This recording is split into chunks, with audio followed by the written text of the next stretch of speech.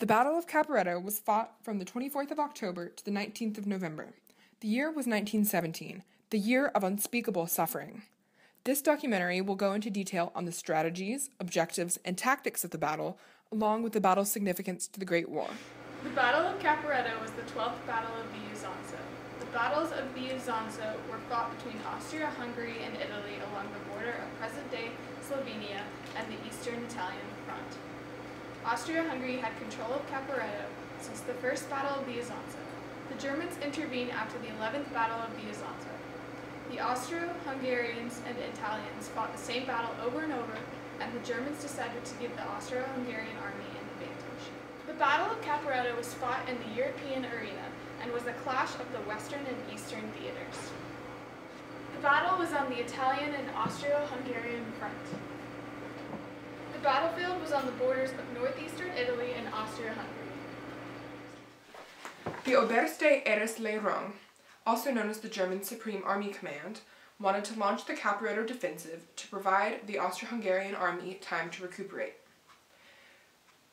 The Supreme Army Command controlled the German army by the end of the Great War. The Caporetto offensive marked the beginning of Germany's direct support of Austria-Hungary. The Austro-Hungarian force fighting Italy was known as the 14th Army. The army was composed of 9 Austrian divisions and 6 German divisions, led by Otto van Bello. The Italian army, led by Luigi Cadorna, was the larger of the two, but the 14th Army chose to attack at a strategically weaker point, which left them an advantage. So here is the point at which the 14th Army first broke through, and here is 25 kilometers farther on, where their march eventually ended up. On October 24th, the battle began. The attack was launched at 2 a.m. from the town of Tolmino by the Austro-Hungarian and German forces, causing the Italians to be unprepared. Additionally, heavy fog made visibility difficult and aided the Austro-Hungarians with the element of surprise. The battle consisted initially of heavy artillery barrages as well as gas and smoke. Due to the Austro-Hungarian tactics, the army soon broke through the Italian lines.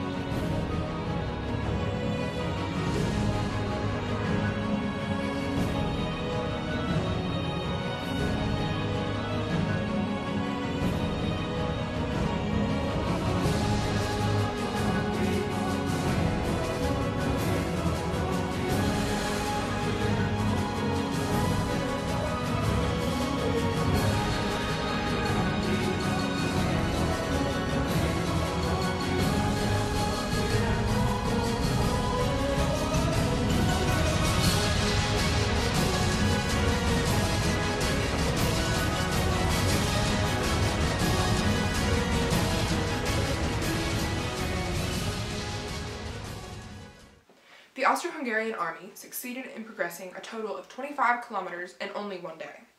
This put them close to the Tagliamento River, where the majority of the Italian forces were stationed. The local commander, Luigi Capello, wished to withdraw across the river immediately. However, Cadorna overruled him, and the army did not cross the Tagliamento until October 30th. Even then, it took them 4 days. This inefficiency needlessly extended the duration of the battle. We should cross the river!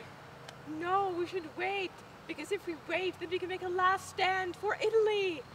We should cross! No! Yes! No! Yes!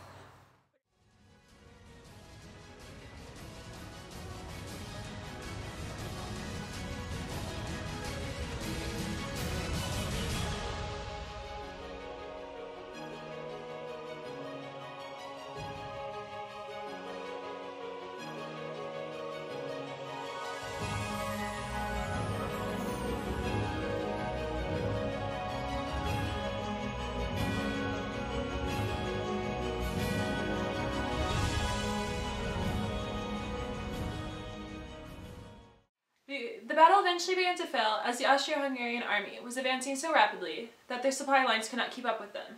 The 14th Army was forced to withdraw from the offensive. By the end of the battle, the 14th Army pushed the Italian army 60 kilometers to the river Piave, which is 30 kilometers from the city of Venice. 40,000 soldiers were killed or wounded, 280,000 soldiers were captured, and 350,000 soldiers deserted. This toll came on the heels of two previous Italian defeats in 1917 at the 10th and 11th Battles of the Isonzo. Following Italy's defeat, Allied forces pledged further support to Italy. France offered 6 army divisions, Britain offered 5 divisions, and both augmented Italy's forces with substantial air contingents. Meanwhile, Austria-Hungary attempted to repeat their decisive victory at the Battle of Trentino, but failed due to their depleted supplies. The Battle of Caporetto also had significant effects on the Italian home front.